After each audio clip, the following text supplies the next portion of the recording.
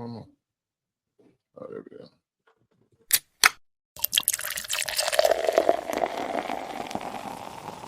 Brews and Banter Podcast. Banter Podcast. Brews and Banter Podcast. What up, what up, what up? Welcome to Brews and Banter Podcast. I'm your host, Rob G. And with me, as always, is the Legendary Brew Crew. What up, fellas? I was reading this weekend. Mama. Nah, it doesn't taste like dirt. My name is Lou Belgians, ladies and gentlemen. I'm wondering, Does Delaware have an actual culture? This is the podcast that we talk about beer, but we also talk about a lot of things that's happening in the world. Politics, movies, anything really that comes to our mind while we're here sampling these brews. Grab a drink and pull up a chair. Ooh, we love you, Brews and Banter Podcast. What up? Welcome to Brewing Banter Podcast, where the topic is the rocking and the brew. We'll have the fuel. And I'm the host, Rob G. And with me, as always, the Legendary Brew Crew. What's going on, Lou? hello, Rob. Hello, everyone. This is episode 272 of Brewing Banter Podcast. If this is your first time joining us, welcome. Welcome. For all our bruisers and bruisettes out there, we are glad you are back for another wonderful episode of Brewing Banter Podcast. Shout out to Yo doing his fatherly duties out here. Parental duties, yeah. Out here doing his Snooky Loop. I forgot what what's the place called. way too much money for AAU tournament site. That we not even gonna give the name out. F them. We do have some great guests on the podcast today. So you may know them, you may love them, you see them all around. You might listen to their podcast. We have, I know if you've been to Barrel and Flow, you've definitely probably seen them or heard them. Absolutely. But we have Nick and Nigel from Beers with Nigel, so we're gonna bring them to the back. Wrong one.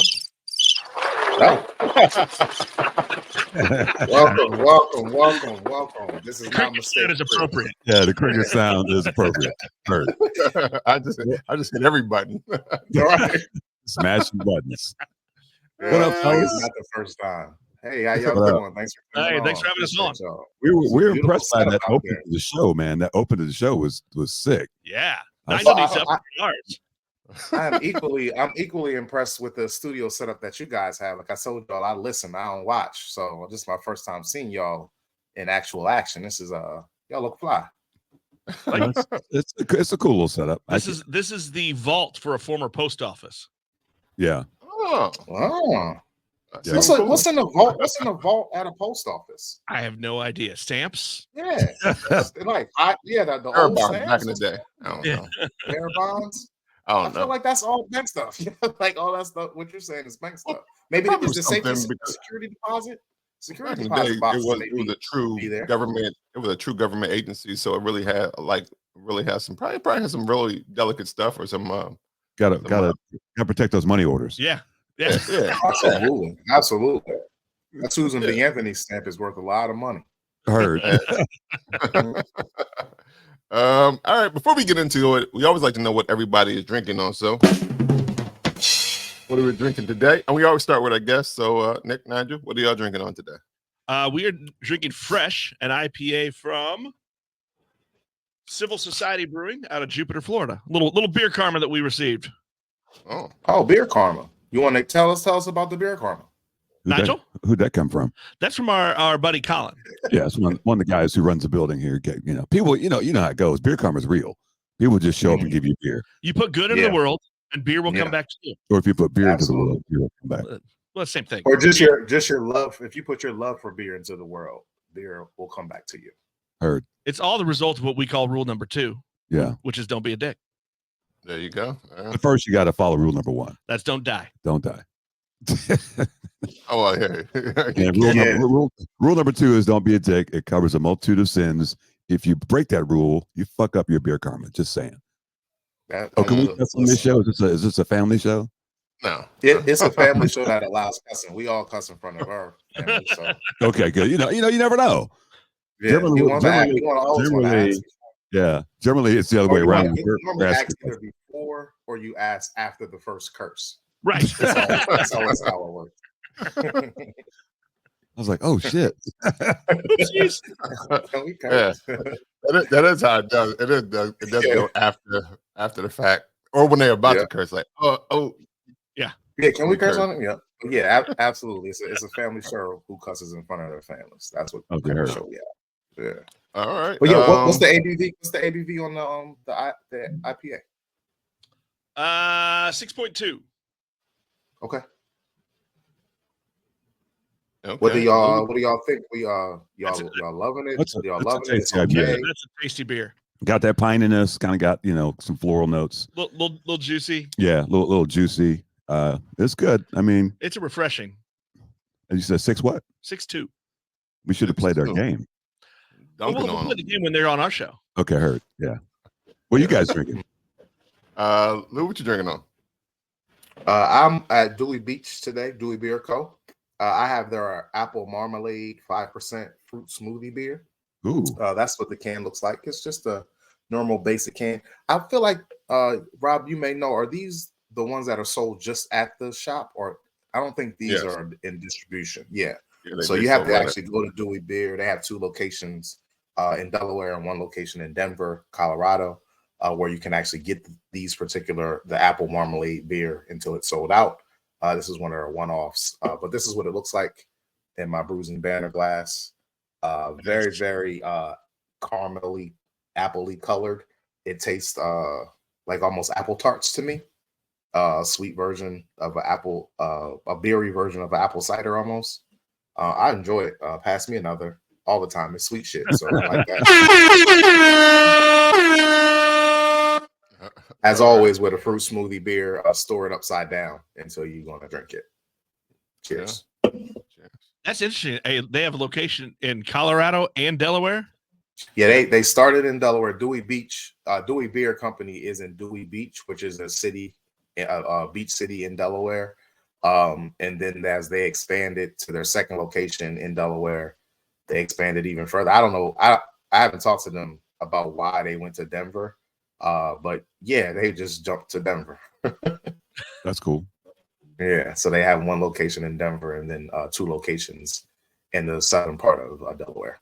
Well, nice. I think you said it was a good it's a good beer town, and it also was just an opportunity. It's a great that you didn't want to pass up. Yeah. It is a great beer town, and I think it like strategically puts them like close to the West Coast and in the Midwest, and they're already on the East Coast. So.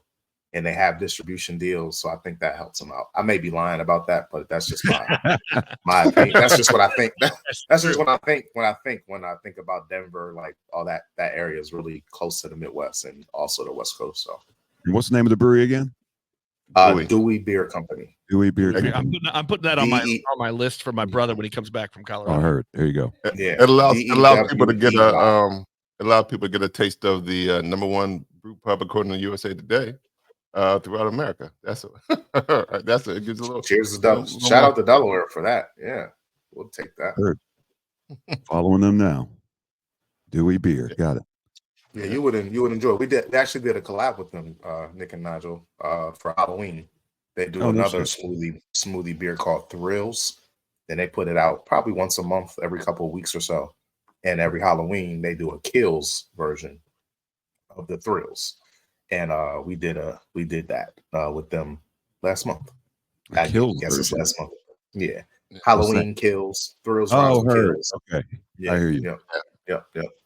So it's more it was blood red. It was blood red. And it was red as hell. But it was more candy fruit forward in that vein for the smoothie. It was delicious. I think it was really good. Yeah. But really, really fucking sweet. It was sweet as shit. It was sweet as shit. Yeah. So, Rob, what you got? I got from the homies at Sacred Vice. I got Bill. I was thinking about it.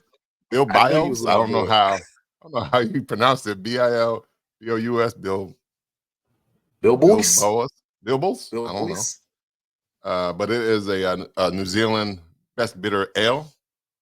Coming in at 5% ABV. Obviously, it has New Zealand Cascade hops. There's the can, Sacred Vice. They said something about that. They didn't talk about it much on their episode, but they said they made up that New Zealand hop stuff.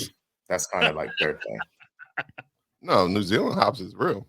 The way he talked about it, you know what? We didn't even talk about it on the show. It was behind the scenes. So I'm gonna text Ruby and find out. Where are they located? They're in Philadelphia. Okay. In the Kennington area, not too far from another one of. Well, I'm here's in the glass, but it also not too far. From, that's true. Yeah, robot as well, so they're not too far from. So they're pretty close in proximity to a lot of the beer establishments in Philly, which I was talking about earlier. I mean, while we were talking with them, that Philadelphia has become a real beer destination, so people really come, and it's easy to get to other locations if you are. I don't know if we want to walk, but it's very, very Uberable. Yeah, get your Uber budget together. Don't get your walking shoes. Don't put your walking shoes on because certain. I mean, there are some that are close that you can walk to, but if you want to get to a lot of them, definitely want to hop in that Uber and don't want to drive. And parking is crazy. Parking is crazy, and I'm gonna say that 5 blocks that may be an easy 10-15 minute walk. It could be kind of treacherous in between, like one side of where that brewery is could be great, and then where the other brewery is could be great, but in between, it could be the Badlands. So you never never want to be out there being a tourist. Heard. So sometimes you don't want to be out there being a local. You know, it's Philadelphia. Yeah, but this is a nice easy drink beer. It almost has I know it's a better bitter. It has it's a definitely easy drinker. It's malt forward, so it's not super hoppy, even though it has New Zealand Cascade hops in it. It has a slight almondy flavor, so there's a nuttiness to it as well.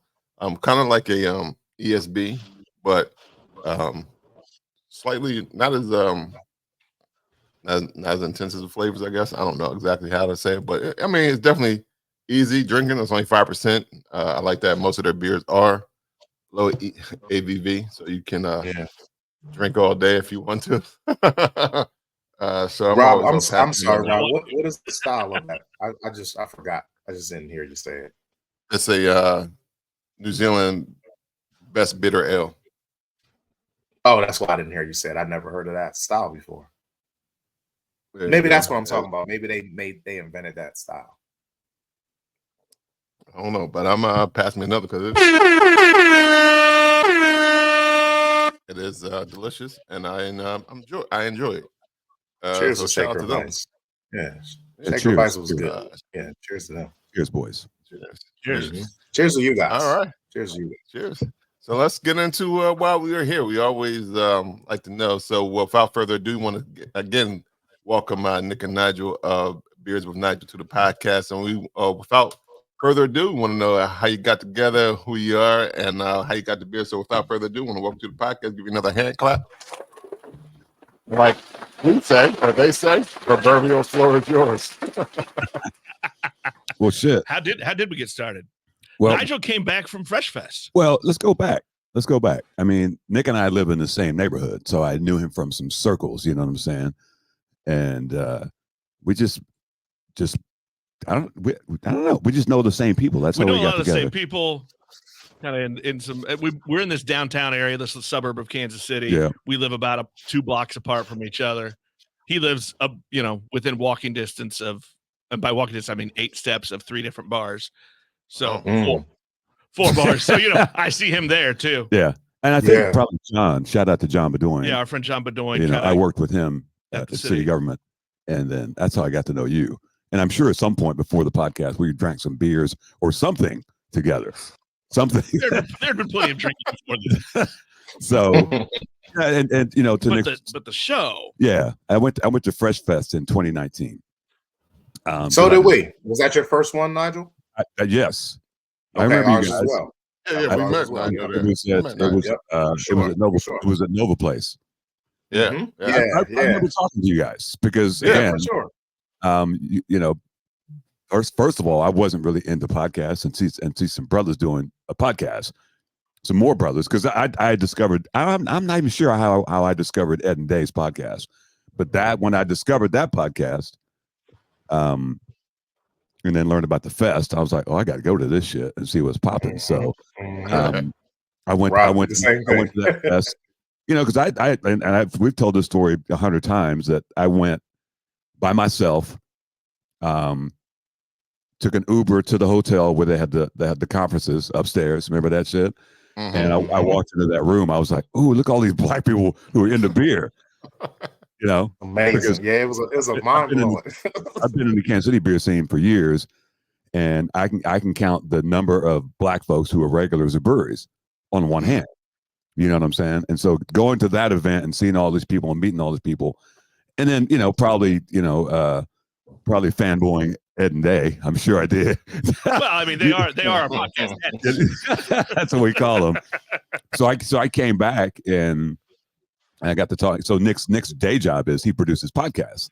So we got to talk, and we were sipping on some boozy coffees. Well, you came back. I was moderating.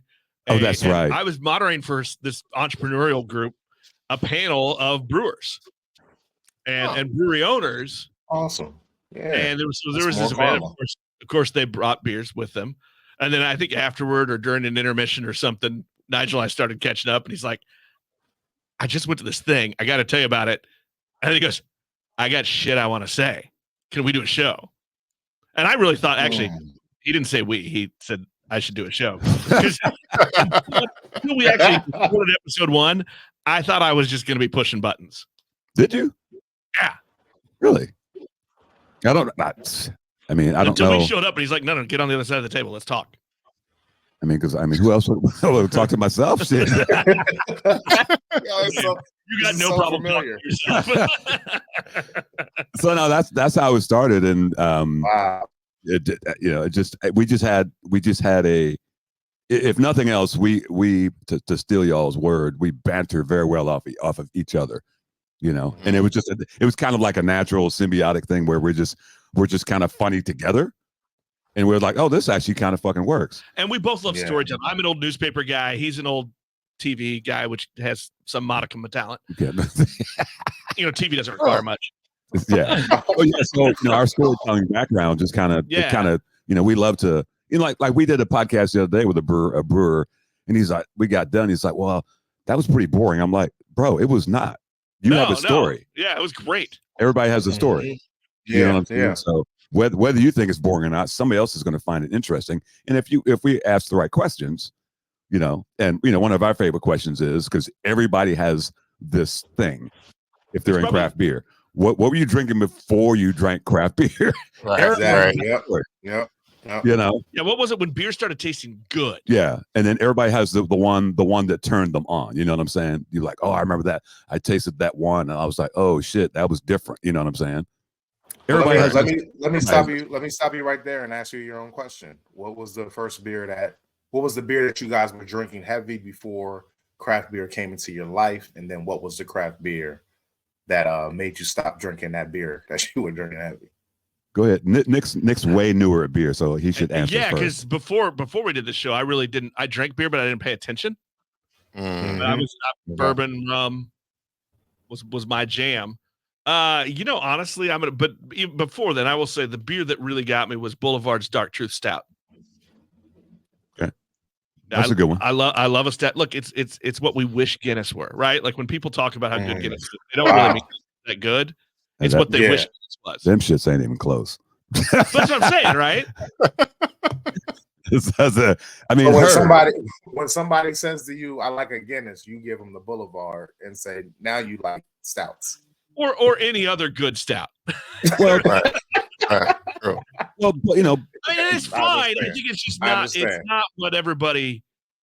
Guinness isn't bad, but what people will see Guinness. To me, it's like a diet stout because it's thin, even though it's dark, and people get scared. Oh, I can't drink that. It's fine. It is what it is, but there's nothing about it that it's not as heavy. It's not as heavy as it looks, almost at all. No, and it doesn't have all the character that your craft beer stouts do, right? Stout. Yeah.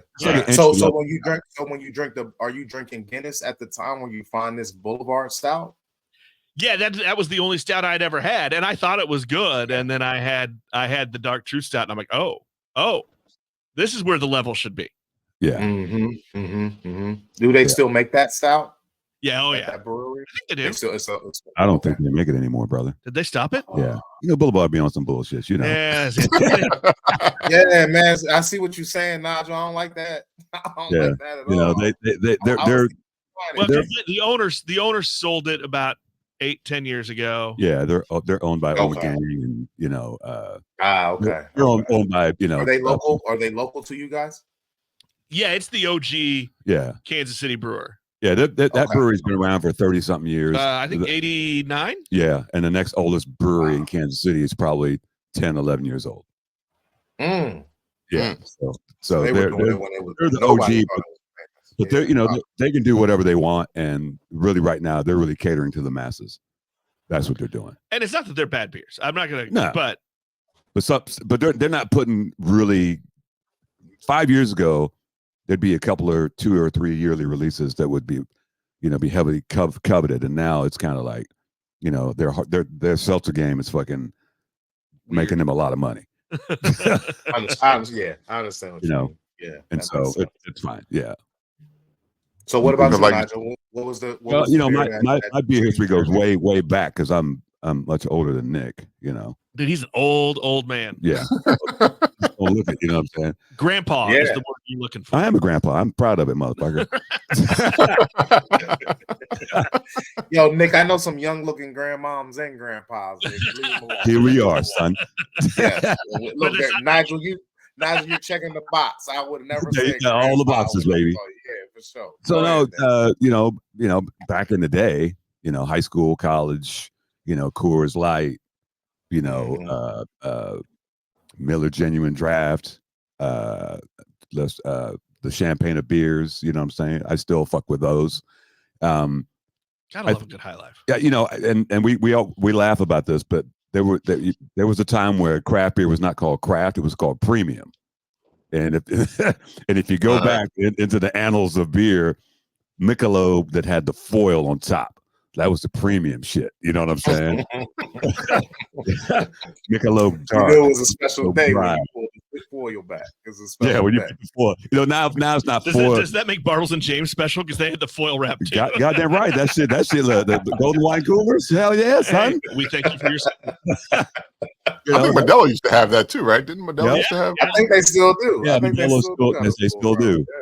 So, I think back then, Michelob, they came out with like Michelob Dark, Michelob Dry. Nobody was doing shit like that back in the late 80s. And so, those were the things. But I think like Rolling Rock, it was anything that was different. I just kind of gravitated towards. I mean, Rolling Rock was ass. It was, but it was different than different. It was different. It was different than Coors Light or Budweiser or anything like that, or Miller Lite or some bullshit like that. Probably the thing I drank the most when it started being called craft beer, and it was a Boulevard beer. It was a Boulevard Pale Ale that you really can't find anymore as well. And it was just nobody was. I think that was the first pale ale I ever had. And the thing about it, I wasn't going really hitting stores to find it, but in Kansas City, it was at just about every bar and restaurant, so it was readily available. And so you couldn't take it home, but you could always. Yeah. So every time there was this place called Tanner's. Remember Tanner's? Oh yeah. And they had these what they call them, chicken lips. Yes. It was basically chicken strips. You know what I'm saying? And so but I would always grab That sounds terrible. I know, but they were delicious, son. It always paired well with Boulevard Pale Ale. So when I was ordering the wheat then. I never did. I never did like the wheat. It took me a while to realize I didn't. A lot of motherfuckers. I just ordered it because that's what we were supposed to order. A lot of motherfuckers cut their teeth on craft beer drinking Boulevard wheat. I was never a fan of that beer ever. I just wasn't for me. I didn't know any better. I needed something a little more character, and Pale Ale was there. But Nick, you didn't know any better. But Boulevard is making more than just the wheat, right? But when they started back then, it was those two. Really, when they started, it was the Boulevard. Their unfiltered wheat and their pale ale were pretty much those were their flagships. Okay, gotcha. So yeah, that I've dabbled in so much craft beer. You know, another one that kind of caught me by surprise was like Young's Double Chocolate Stout. Oh, I do remember. I don't know if you've ever had that one. That's some shit from England. That's fire. But I think I have had that. It's just a 5% stout, much like a Guinness. But you know, it's so good. You put that chocolate on it. You know, you put some chocolate on some shit. You know what I'm saying? My father-in-law used to have that in his fridge, and the Samuel Smith oatmeal stout. Oh yeah, all the time. Oh yeah. I've had that for sure. That's what I was drinking. But I like again, I drank a lot of different things. I mean, we just had on the show the other day. What was that? The Lil Kings, Lil Kings, which you know has been around shit since I was in high school, and it's a little 7-ounce cream ale that one of my a guy that I know just brought it to the brewery one day. Again, Beer Karma. Just he's telling me the story of how Lil Kings why it became in a 7-ounce bottle. So I guess the only place you can get is like Minnesota or some shit. So the miners, when they would get off their shift, they wanted a beer and a shot. But you don't want a 12-ounce beer and a shot. So Lil King came up with the idea to do a little 7-ounce glass bottle, and you had your shot and you had your little 7-ounce. You took your ass home. So they're still around. So you know, and it's actually not a terrible beer. No, it was actually a nice little cream ale. So I like that cream ales are coming back. I feel like they're reaching a popularity again. Yeah. Shout out to Sacrifice. At Sacrifice, they got one called what was it called? Something. It was not. What was it called? I forget what it's called. I know they had a lot of different names, but I don't know exactly the name of the cream ale. It's a cream ale, but it's like special enough. They have a cream. Cream shit! Ale called God damn it! Special enough. Yeah, special. I didn't know that was the cream ale. Yeah, special. The cream special ales enough are coming back. And Liquid Intrusion makes a cream ale. That's part of their standards. Oh yeah. Is that the South one? Yeah. Yep. That's pretty good. Shout out to Liquid Intrusion. That's a great one. For sure. Yeah, go Eagles if you're listening, Drew. Go Eagles. any chance I get, Nigel and Nick, I gotta let them know. Now what y'all drinking on there? It's an Oktoberfest. I don't know who it is. That was another Beer Karma. Sierra Nevada Oktoberfest fest beer. So it's not the Marzen style. It's the fest beer, which is the lighter one. You know what I'm saying? Right. And this is an interesting beer because we have where I work, we have a fest beer, and so most people think Oktoberfest are Marzens. So yeah, it's an opportunity to educate people. There's two Oktoberfest. There's fest beer and there's Marzen. And if you, I've been told when you go to Germany for Oktoberfest, they don't serve the Marzen. You get fest beer. You get the lighter version, which is that makes sense. Yeah, because you're drinking big ass Steins and shit. so is a Marzen an American part of Oktober? It's still they still have both. It's just there's two different versions. Is it just the malt? Yeah, it's just a maltier version.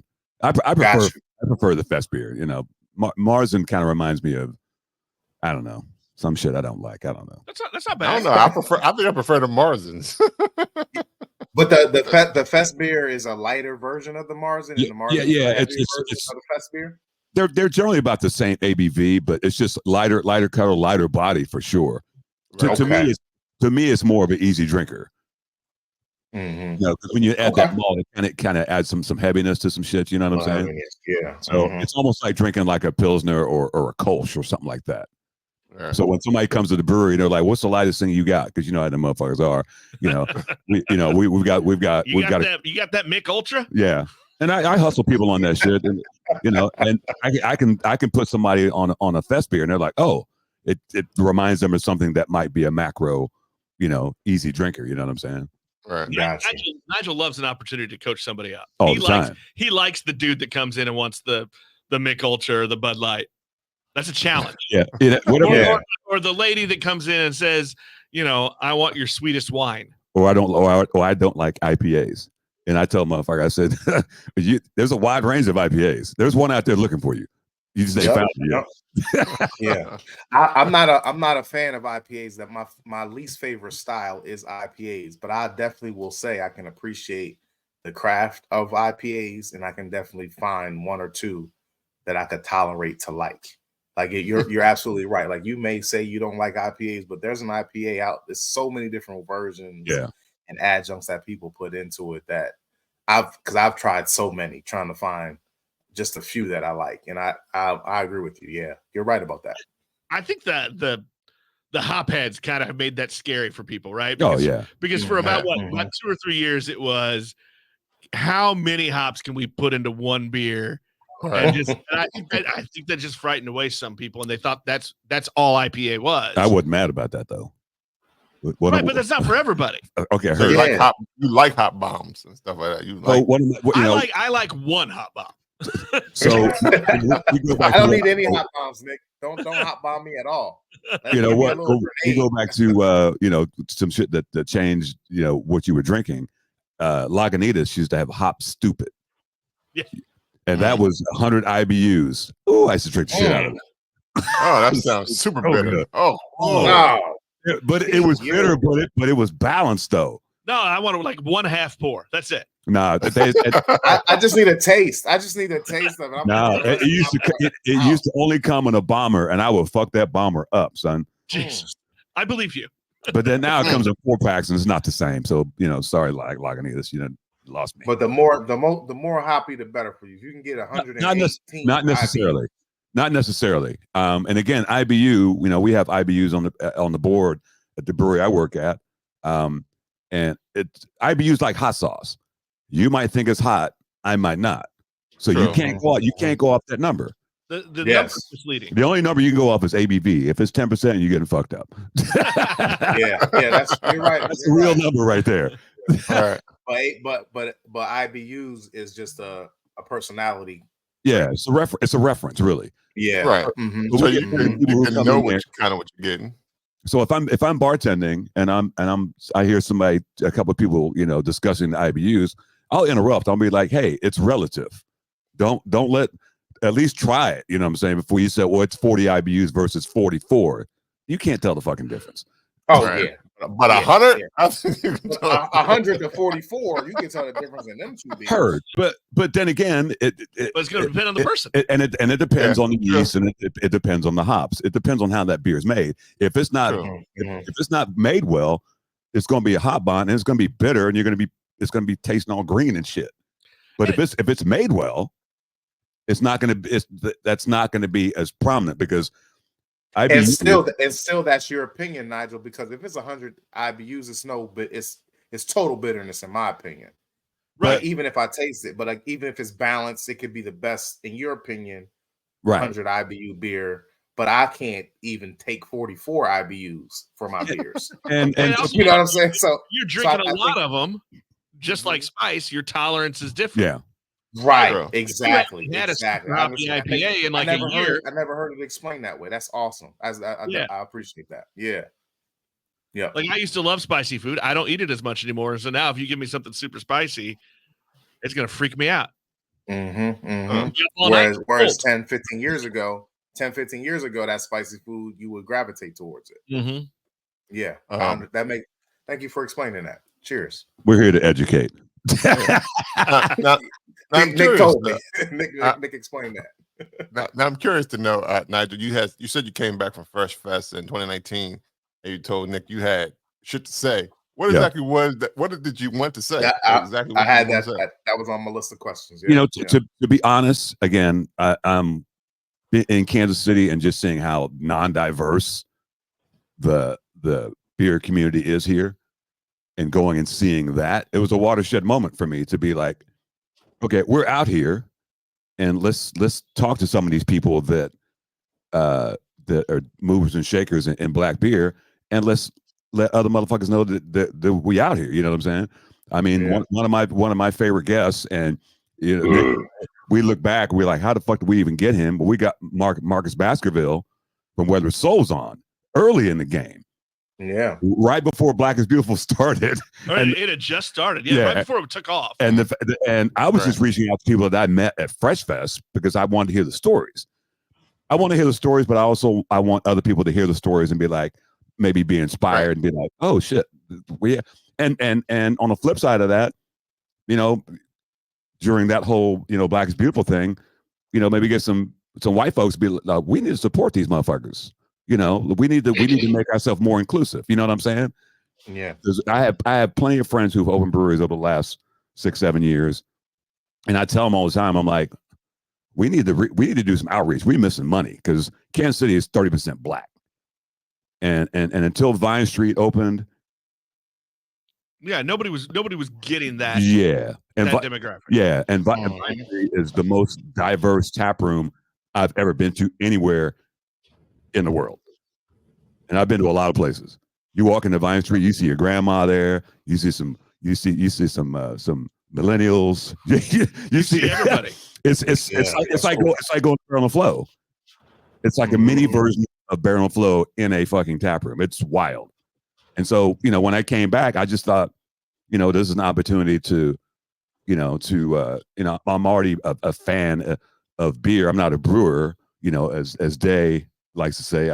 We're beer adjacent. Beer adjacent. You know what I'm saying? So right. It's an opportunity just to, because craft beer is still a niche market. They wax and poetic about how the market is shit's closing, this, that, and the other. We're still a niche industry, so there's still opportunity to educate white folks, Black folks, and whatever other color about beer. And so, and I think storytelling is the best way to do it. The stories make everything approachable. Yeah, beer is just the through line for what we do. It's just, we're gonna drink a beer. But I know you guys on your podcast, you guys will talk about the flavors, this, that, and the other of beers. We're not qualified for that shit. We are, but that's not what we do. We basically, we love to play the game, guess the ABV. So we'll crack a beer and be like, what do you think the ABV is? You know what I'm saying? And everybody likes to take a guess. And that's just a fun way to weave some fun into a story at the same time, educating people about not. I mean, we're sitting here and you guys are talking about those two breweries. I immediately went on Instagram and started to follow them, but I never heard of them. And so, how many people do that when you have a guest or we have a guest, that it expands their notions about beer, what beer is, and and personalities that are in beer. So, and as Black people, we got stories, and we do things in a different way. So, I mean, like I said, when you guys come to Kansas City and go to Vine Street Brewing, you'll see exactly what I'm talking about. It's different than any other brewery, and Nick will tell you, than any other brewery we've ever been to. Yeah, it's totally different. 100%. And I think those are stories that bearded white dudes like me, majority of the beer market. You ain't got enough. You ain't got a big enough beard. No, I trimmed. I trimmed. The hobo beard. That is a fake ass brewery beard right there. No, that's a brewery beard. You got 20 set. You got like 20 some days, man. Just let it go. It's November. You can let it grow, man. Don't cut it anymore. I mean, those are stories that people like me, we got to go out of our way to hear, right? Mm-hmm. So if I can do a little part, and help Nigel out, and we can get those stories out there for people to consume. And all that does is that grows the industry, that gets people into these tap rooms, right? And it, maybe makes it a little easier so that you don't go to a festival and be like, holy crap, I finally see people that look just like me. Yeah. Yeah, that's true. There you go. Well, you brought up some of the I guess the Kansas City beer scene. Like, what exactly is the Kansas City beer scene? How is it a walkable scene? Like, or is it like how would you describe it? It depends. Yeah, it's pretty young. Like I said, after Boulevard, the next oldest brewery is probably 11, maybe 12 years old. The majority are probably 5 to 6 years old. 3 to 5. Yeah. It depends on the part of the city. Kansas City's fucking spread out, man. There's a little area called the Crossroads that there's maybe 4 or 5 breweries that are walkable. And there's another part on the Kansas side. We're right on the state line of Kansas and Missouri. On the Kansas side, there's a little neighborhood that's got 3 or 4 right there that you can walk to. But most of them are probably 10, 15 minutes apart. We're a giant wagon wheel of suburbs. So like everything's 20-minute drive. So like where we live, which is 20 minutes from the city, downtown Kansas City, let's say, where we in our neighborhood we have 3 that are walkable because our little downtown it's walkable, but within this Lee Summit area, there's 5. We're a town about 110,000, and we've got 5 breweries within 3 to 5 minutes driving time. So depends on the part of the city. If you count the outlying parts of Kansas City, we're probably at 60 breweries maybe. So it's not huge. But there's some small. There's some good beer. There's some really great beers. So last weekend they had Hip Hop Parade down on Vine Street, and I hooked up with Funky Town, the boys from Funky Town. Shout out to them. And we hit up a brewery in the Crossroads, and then went to a beer bar. But on Sunday, I hung out with Aubrey from Crackham Beer, aka the Henny Ninja. Yeah, a shout out to Aubrey Perry. Yeah, Henny Ninja. Yeah, and he and I, we hopped, went around, hit some breweries, and I took him to the ones that if you come to town, I want to take you to the shit that everybody knows is the best shit in town. So yeah, and again, even driving from Brookside down to Southwest Boulevard, or it's you're talking 10-15 minutes. So it's pretty, if you're driving or you're Ubering, they're easy to get to, and there's a wide range. There's some really great ones. There's some ones that are just starting that they're fine. Like I went to a new brewery last night up in Strawberry Hill. Oh, did you check them out? Yeah. They had four beers. They've been open maybe 2 months. They were fine. They're still finding their way, but I wanted to go support the cause. But they've got a long story of trying to get that open. Well, yeah. And the building's like 100 years old. They got a dope story. It's a dope neighborhood on the Kansas side, but there's a lot of options in this town for beer. So it's actually, when you talk about beer scene, people don't necessarily say Kansas City, but Kansas City is dope. Yeah. Seems like it. Over 60 breweries just makes it dope. Yeah. Yeah, that's awesome. I wasn't expecting that. No. You probably you were like it's not a lot of breweries. We only got 60. Lou, you think you probably think we're in Kansas, don't you? I didn't know. I know Kansas City is in both of those places, but I didn't know which Kansas City. Pretty much everything that's Tools on the Missouri side. That's how it works. I mean, yeah. Yeah, people get confused because there's a Kansas City, Kansas, and there's a Kansas City, Missouri. Yeah. Right. Well, you come and said across. You said right across the street, like across the line. Are they that close? There is a road called State Line Road. Huh. Is Kansas City, Kansas isn't there though? Is it? Yes. They changed their name to Kansas City, Kansas because they wanted to, just like the Angels went from Anaheim to Los Angeles. Right. Oh, I got it. There's a bunch of envy over there in Kansas. They don't have any team. They don't have any teams. You know what I mean? Yeah, they do. Do they? The Kansas City, men's soccer Kansas? team, the MLS team, Sporting Kansas City Sport, the MLS team. They've got a minor league baseball team. They've got a NASCAR track. So it's kind of popping over there. I see what you did, Nigel. I see what you did, Nick. I understand. I got it. I mean, the secondary sports. The secondary sports. Yeah. That's why I said I see what you did. Nigel's a soccer guy, so I like to give him shit. Look. Fun fact.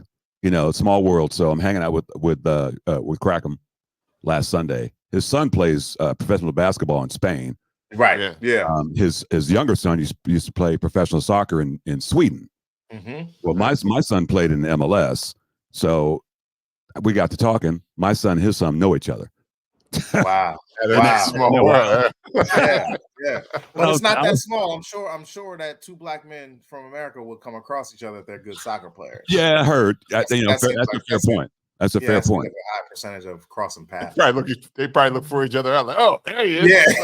Spider-Man. There's not That's Spider-Man meme. Look, and your brother coaches the indoor league, right? Yeah, in Dallas. But that's like me at Beer Fest. I see black people like, ooh, black people, let me go talk to them. Yep, exactly. You know what I'm saying? But in that vein of black people, let me go talk to them. Nigel, you said you could count on one hand before you guys started the podcast. Has it expanded? Has your vision of seeing more Black people in Kansas City breweries? Has that gotten bigger? So the core people, you got Woody from Vine Street. You got Eccentric Styles.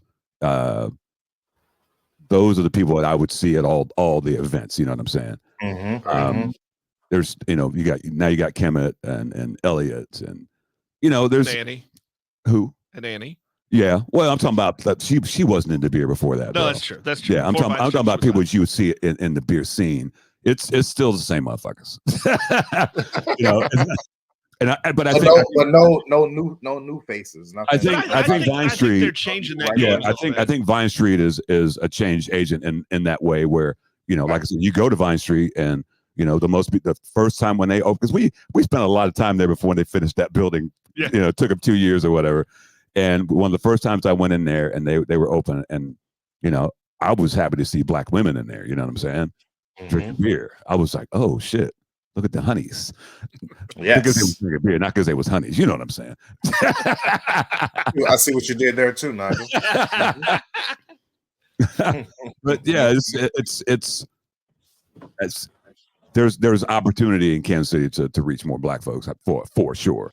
We do have, shout out to Des at Vine Street. She's been the only female Black brewer she's probably the first and the only in Kansas City. Right. Even though we have we got a bunch of women owners of breweries, but it's cool. She's worked around the city, and she was one of them sisters that at the original hip hops that Woody put on. I knew her, but she was a dope ass home brewer, and the shit that she would brew, I'm like, oh, you got skills, and that's why she's an assistant now at Vine Street, because she's a really good brewer. I don't like her though, because she's just talented at everything she wants to do, and so that just makes me jealous. Yeah, she's self-taught. She plays like 7 instruments. She's all self-taught. Oh, nice. and she's a badass DJ. Yeah, and she's a brewer. I mean, an embarrassment of riches. You know what I'm saying? Yeah. Come on, Des, calm down. That's against the rules. You can't be that good at everything. At first, Nick, I was going to be upset with you hating on her, but I can understand. No, it's pure jealousy. It's definitely fair. It's 100% jealousy. That's definitely fair. I'm curious. Well, I say it's all the time now. Now you got me conscious of it. I'm curious to know what is the what is your, I guess, what is the favorite beer you had this year? Just year. Like, what is your favorite beer you had this year? Oh, damn. Wow. That's a good question.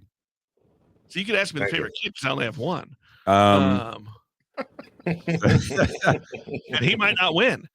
Right. It's your wife. Right.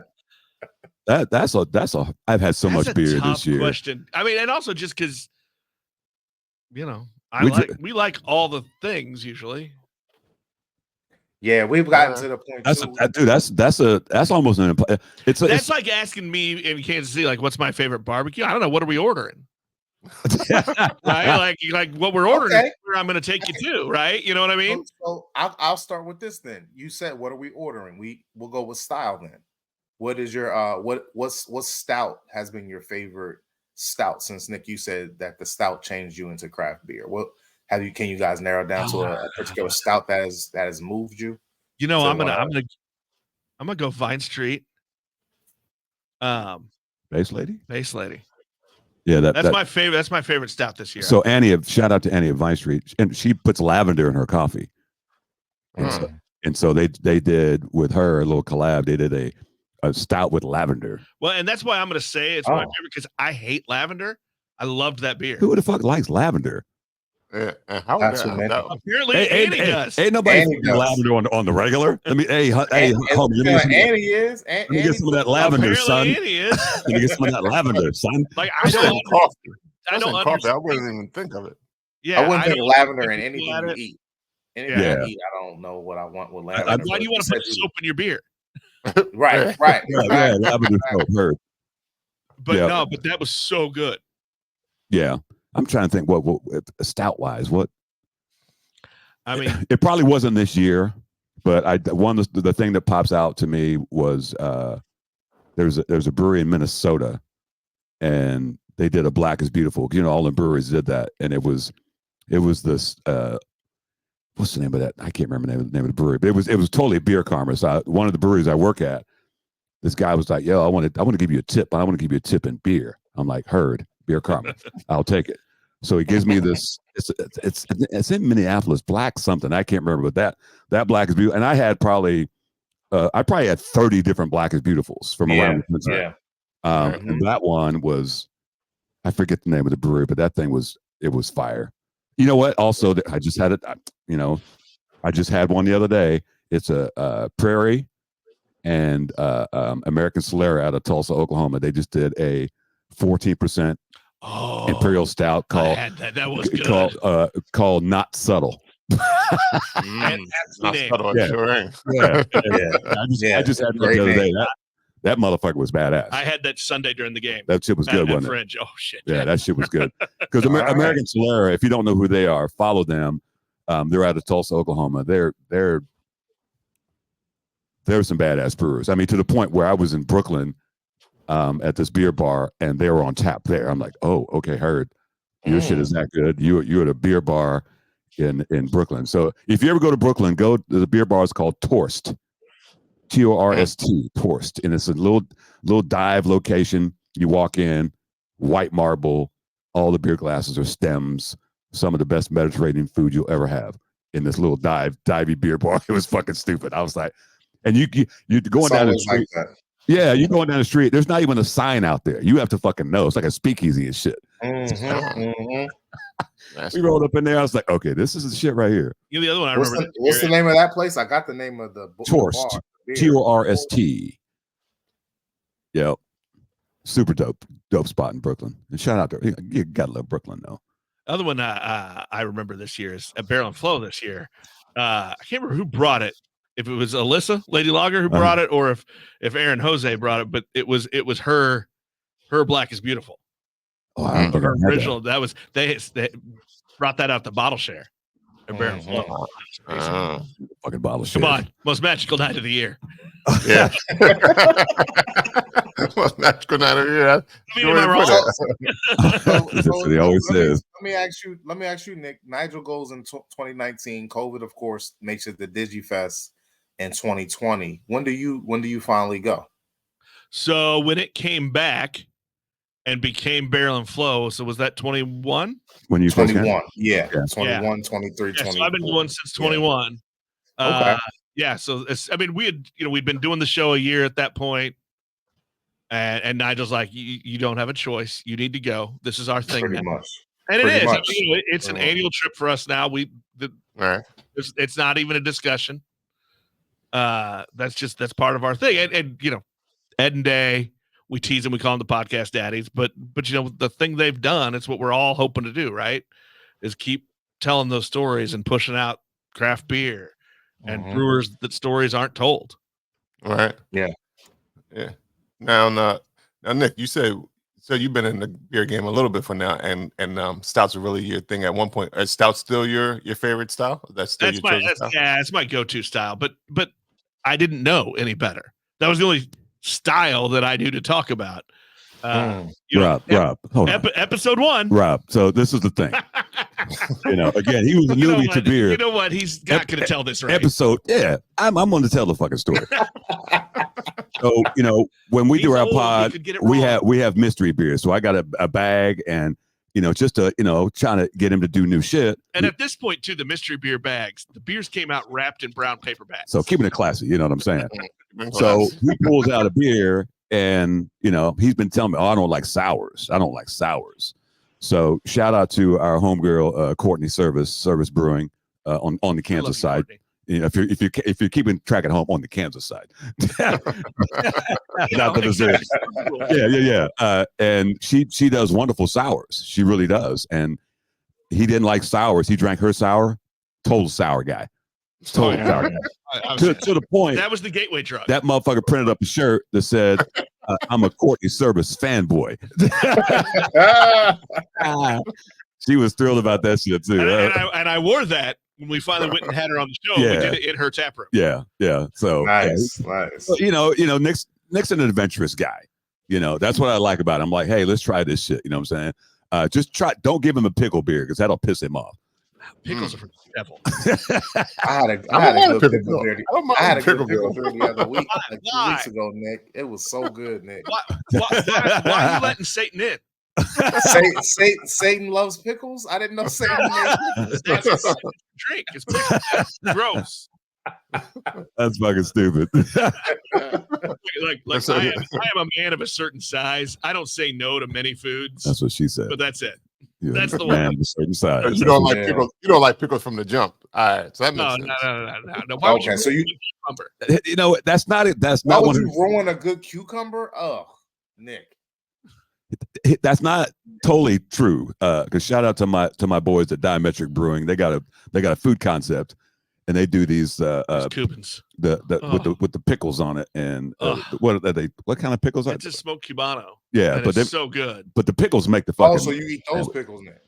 Well, look, there are always exceptions. Right? Well, look. Well, hold on. So sometimes Satan gets in you. Well, look. Sometimes Satan's pretty tricksy. Trixie. I'm out of beer, Nick. We did hit another round? Yeah, I'm out of beer. What are we doing here? What have you pulled? So we got this. You see, you can't really see the fridge down there. We had a beer fridge that I bought from Amazon for like $34, right?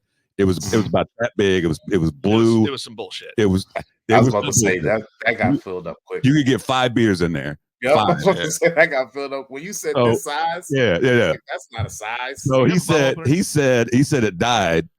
He said it died. So I took it home. Sometimes sometimes the old TV you got to smack it. Right.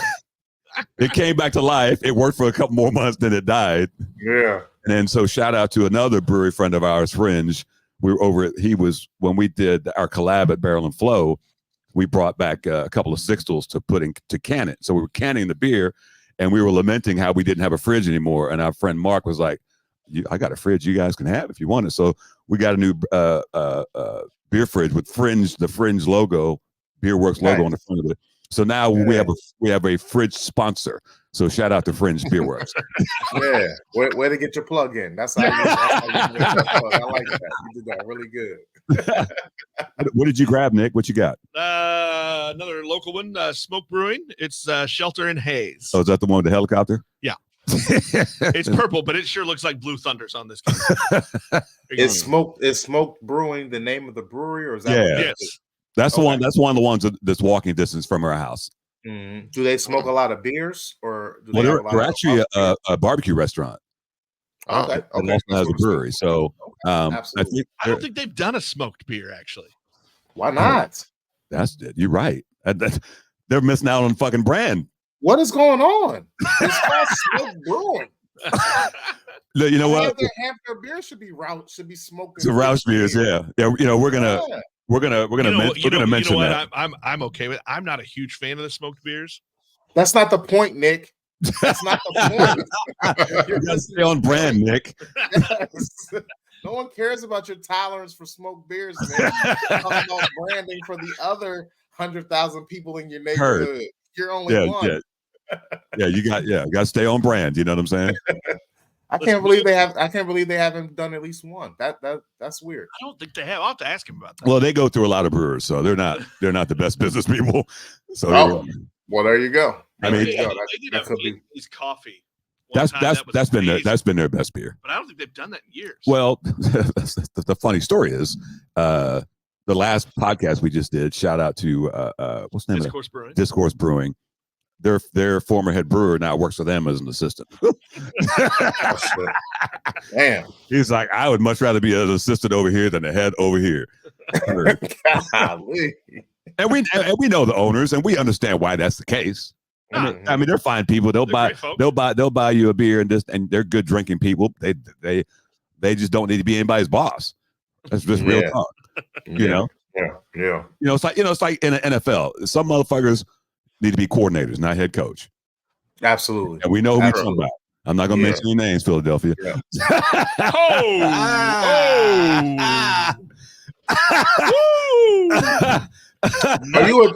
Is that as you talk about the Eagles? Are you a Chiefs fan? No, not really. This is the thing. Well, I am. Lou, this is the thing. I've worked and lived all over the country, so I've lived in places with teams. So when you live in a city, you kind of assimilate a little bit. Are you trying to say you're a Dallas fan? That's what I was about to say. That's how I knew exactly what he said. And I did live in Dallas, but I've lived in LA, I've lived in Atlanta, I've lived in New Orleans. You know, I've lived all over the place. So I don't really. None of those places that you live. Like he claims the Steelers, guys. He's beating around. He doesn't want to say it. No, I'm kind of claims the Steelers. If I was going to go a hierarchy of who I really follow, maybe the Steelers, probably the Saints as well, because I lived in New Orleans when they won the Super Bowl, and I was at that Super Bowl. Okay. So I kind of, I none of the blasphemy that you just spoke about the Eagles. I was just giving you shit, man. To do with any of those cities? No, I was just giving you shit. Oh, okay, no worries. No, I can take the shit. Yeah, you know what I'm saying. I mean, we know. I mean, we know. We all know who should be a head coach. Some motherfuckers. Yeah. I'm. It's not that far out of the realm of possibility. Yeah, we know. You know, it's like sometimes you look at a quarterback, you be like, "Oh, he don't look like a quarterback." He like he's gonna be a good 15-year backup. Which is a great goddamn gig. Look, Chase Daniel, best job in the NFL. Chase Daniel.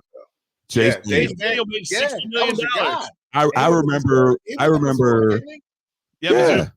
I remember when he Patrick and Alex Smith for 18 years. Well, he was Drew Brees' backup for the Super Bowl. And when I worked in New Orleans, I worked for a TV station, and we would cover the Saints, and I was like, Drew and what's his face?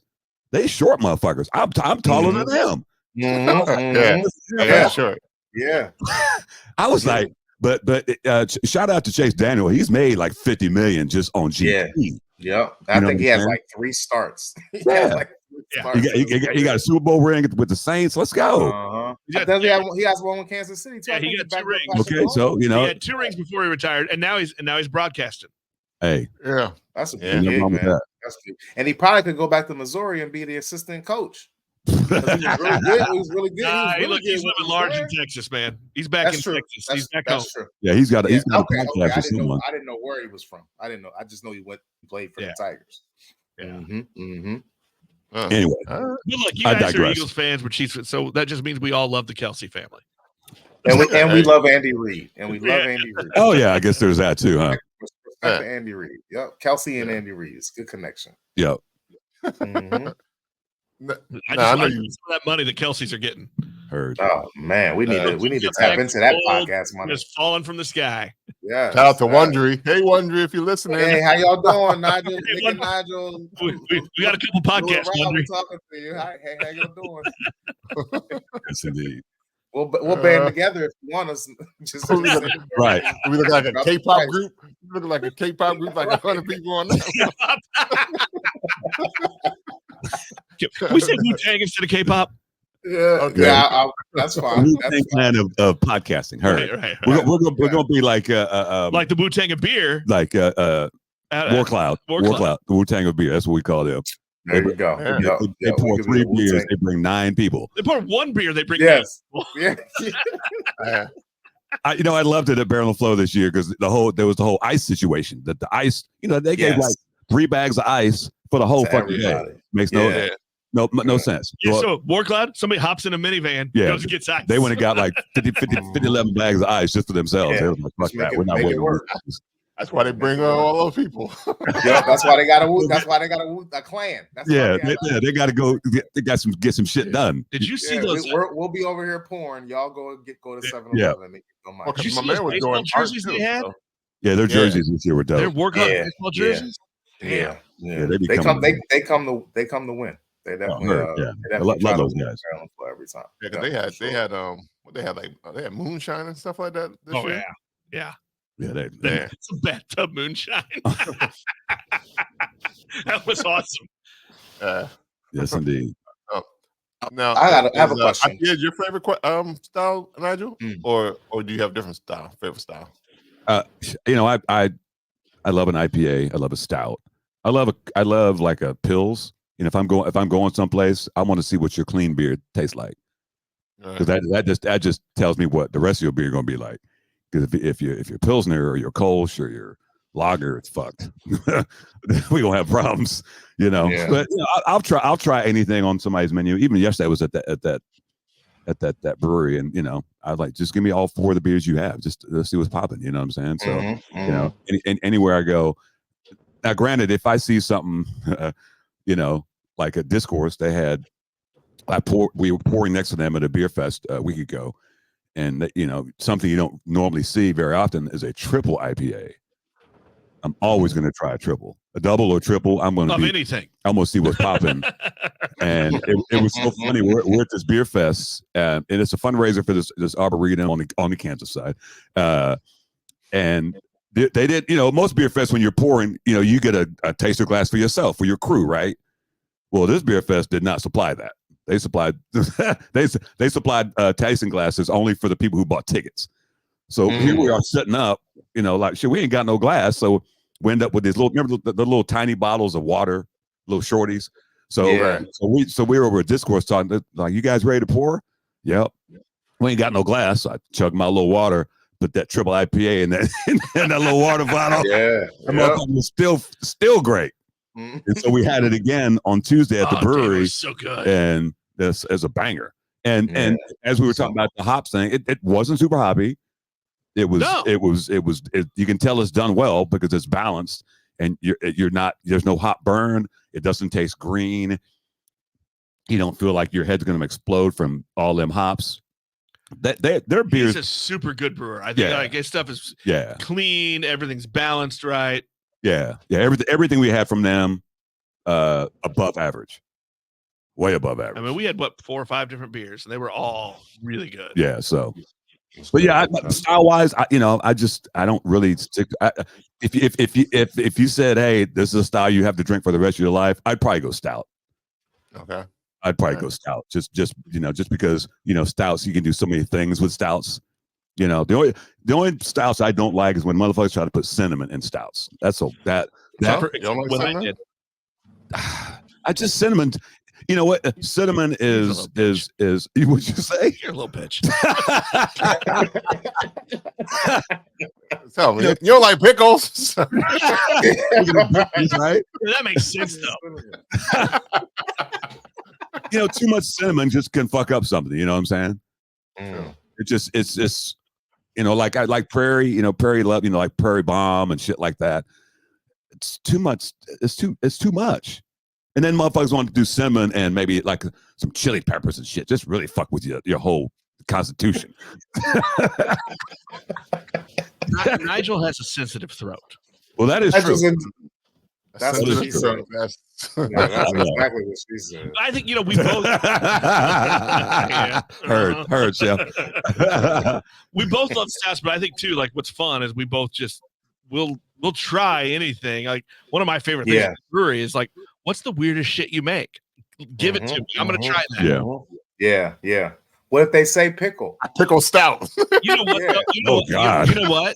I'll try it. You know what? I'm gonna try it. I know I don't like pickles, but who am I to say no to something, right? And if you love it, I should give it a shot. Yeah. Okay. So you will try the pickle beer. You just hope that you don't like it. I hope that it's an exception because I don't. You know what? I mean, I don't want to put bad things in my mouth. See Lou's look. He's like, well, here we are. And that his video was not frozen. That was his face. No, I'm here. I'm live. No, you know what I'm going to say to that? Worth it. well, like you didn't know you like lavender and stout until you tried it too, right? That's true. That's true. Lavender is stupid. That's all I think is grandma's soap when I smell that shit. Yeah. And when she said she put it in her coffee and put it in the beer, I was like, there's no way.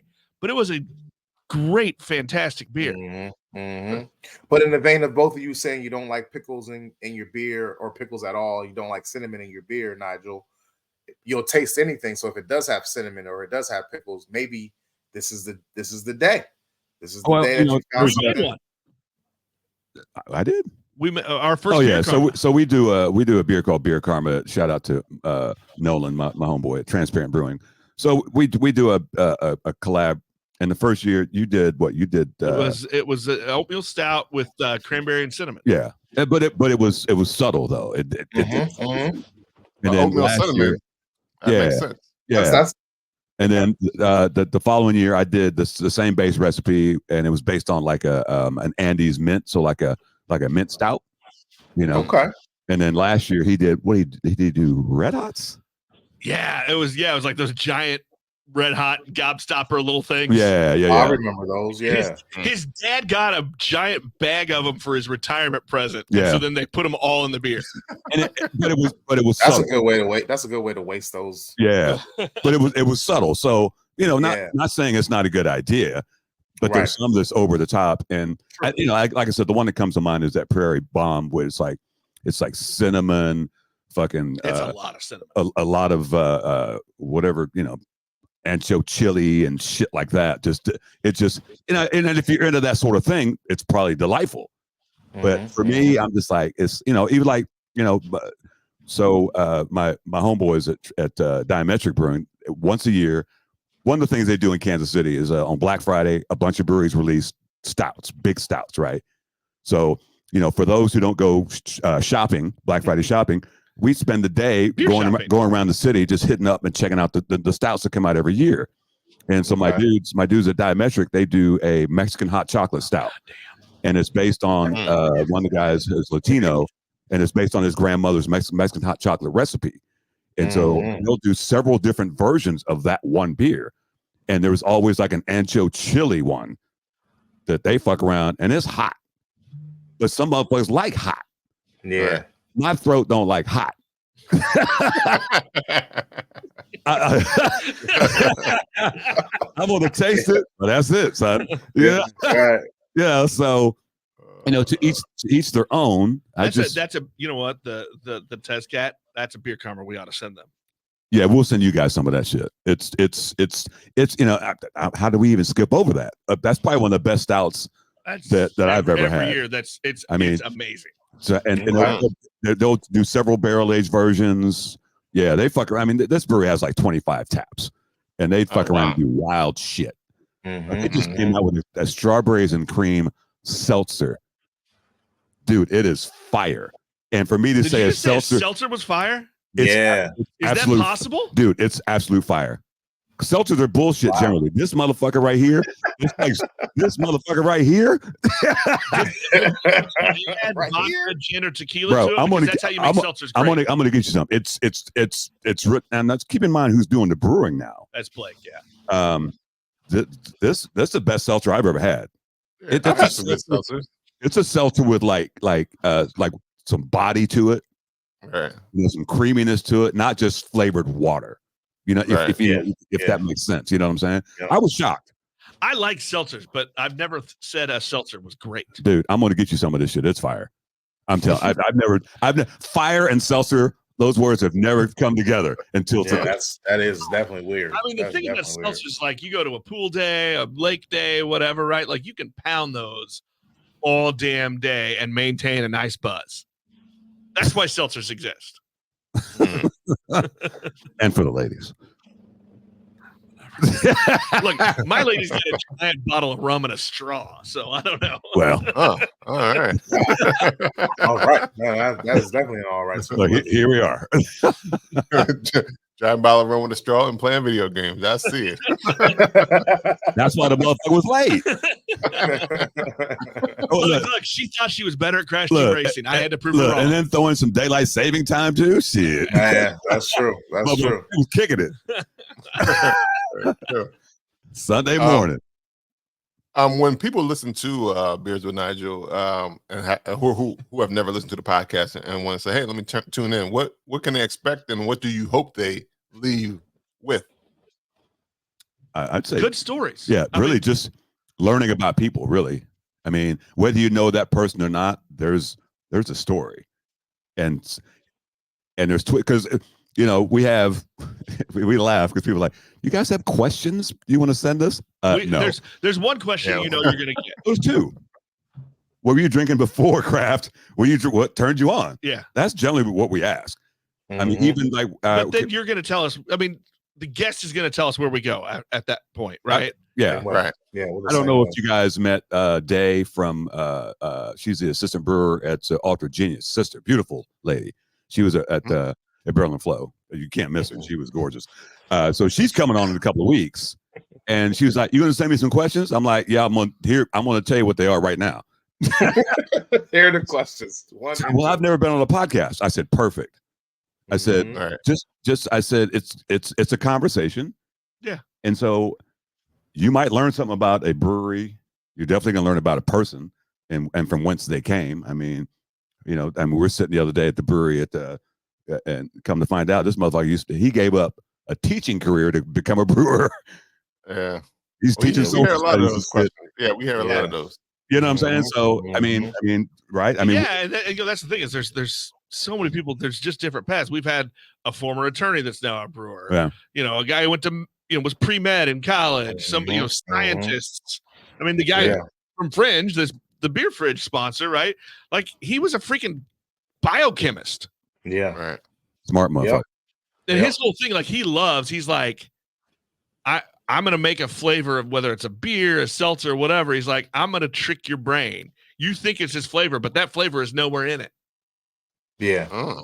It's So he likes he's the science of it all. Yeah, yeah. I mean, he is a total mad scientist. And what we've learned over the years, the people who brew are very smart.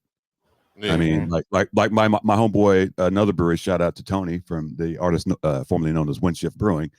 He was a master mechanic, but that motherfucker, if you're a master mechanic, you're meticulous, right? Right. That motherfucker brew his ass off. And but you knew when he opened the brewery, you knew it was gonna be dope because you go to his house, and in the basement, one of the bedrooms was a brewery. He just had a small scale. He had like 7 taps. And he ran lines out to the garage, and nice. he had the boards with the beer names and the taps. And so when he serious. opened his brewery, he just moved that shit to another location. Yeah, we're just gonna scale up a couple. And so he was doing great beers as a home brewer. And it's funny, the guy, I probably got 6 or 7 guys who have opened breweries in the last 5-6 years, and all of them were really they're very meticulous people. Shout out to my boy Brian at Grains and Taps. That motherfucker was brewing sours before anybody was doing sours. And I remember this motherfucker, his brew system, he took an old like barbecue grill with the wheels and shit and reconfigured it, had the propane tank and the pot and the whole shit, and he would wheel out in the driveway and he would brew these beers. And I'm like, what the fuck is a sour beer? But he was one of those guys that even to this day, 10 years later, he probably brews some of the best sours in Kansas City, hands down. Yeah. Nice. I gotta come to Kansas City. I like sours. Yeah, you do. Sours are my shit. Oh, no shit. Oh, Yeah, sours and gozes are my favorite. I like sweet shit, man. Okay. I like sweet shit. You know what? I'm gonna do. Apple marmalade. Oh, okay, heard. You know what? I'm gonna hook you up. So, like a little care package. yeah. So, my boy, they do what they call sherbet sours. Oh, their sherbet series. Nobody else besides Courtney. Probably only 2 breweries in town do them, and they both do them extremely well. I mean, it's like when you go to the, and this is the crazy thing about Grains and Taps. They got 2 locations, right? One is a homebrew supply store, and the brewery part, and another tap room. But between the 2, they probably have 40 different beers. There's a little bit of crossover between the 2. Yeah. But they do any style you want, they got it.